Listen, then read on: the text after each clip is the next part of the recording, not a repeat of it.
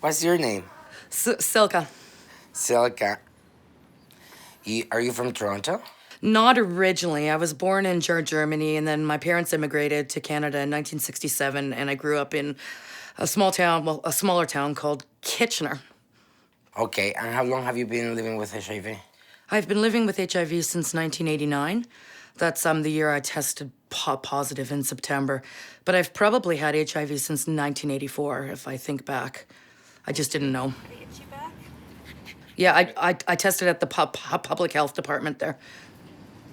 I never had a CD4 test. They didn't refer me to a doctor.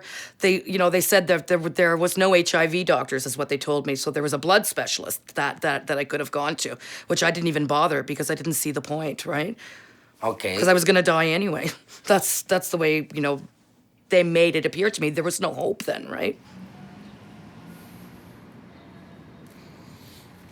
And that's when they said to me, I asked them, I said, well, how long do I have left to live? What should I do? They said, well, you should get your affairs in order. You have two years left to live.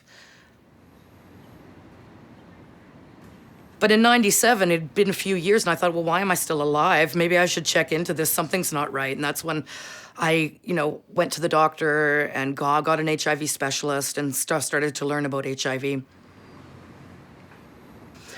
All right, I should say as well that my counts had been slowly dropping for years, I would say, right, and very slowly. So before I got sick, they were at about 350, and my doctor had been talking to me for years about the cocktail. I just didn't want to take it because I was so afraid, right? So what was your reaction when you realized that you were dropping your CD4? Oh, it shocked me because it happened overnight. It was very fast. I had normal counts, and then when I got my blood done, it was 79, and I had really small amount of platelets. I forget how much it shocked me because they'd been normal before that. I mean, I'd been laid off, and I had to wait for unemployment, and I didn't have any money, and I couldn't pay my rent, and it was all that stress, I think, drove my immune system down to nothing.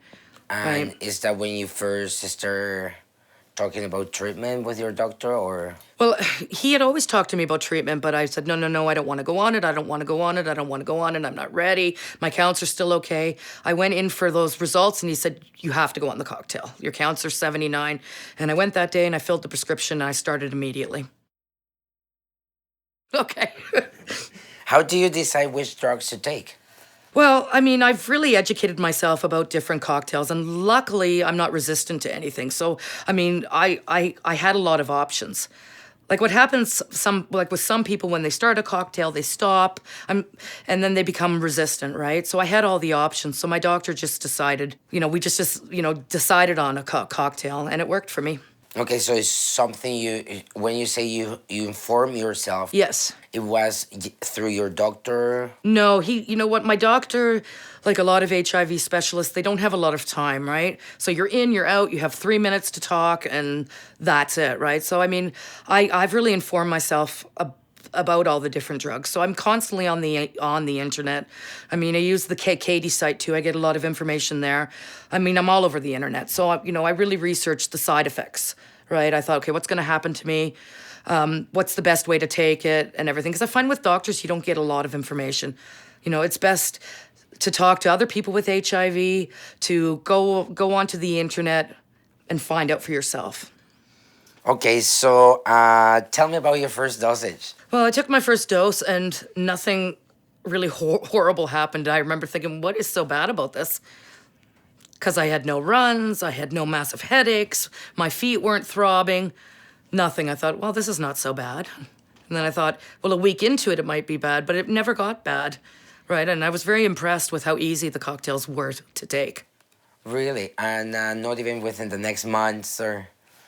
I didn't have that horrible stomach feeling and the burning in the esophagus and nothing. I had nothing. No side effects? Not really, except for the interaction with my steroid. So nothing that you were thinking that would have happened? No, and it wasn't complicated. I could take it with food or without. It didn't matter. So it was really easy to take, right? And it's not like I had to take it every 8 hours and then have all these other pills and have to constantly remember. So, if it's once a day, I find that really easy.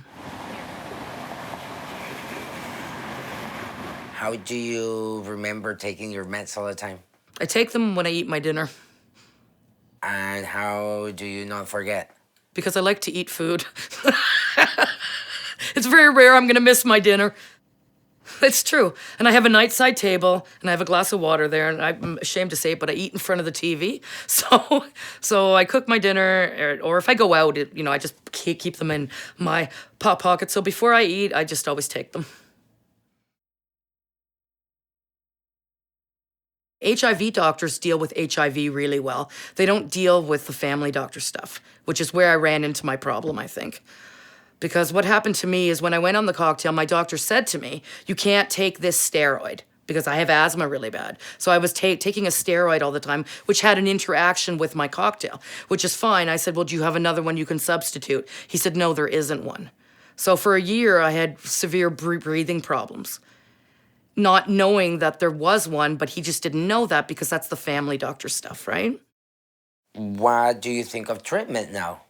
You know what? I wish I would have taken a chance to take it before that, to be quite honest, because then my counts wouldn't have become so low. I wouldn't have been so ill.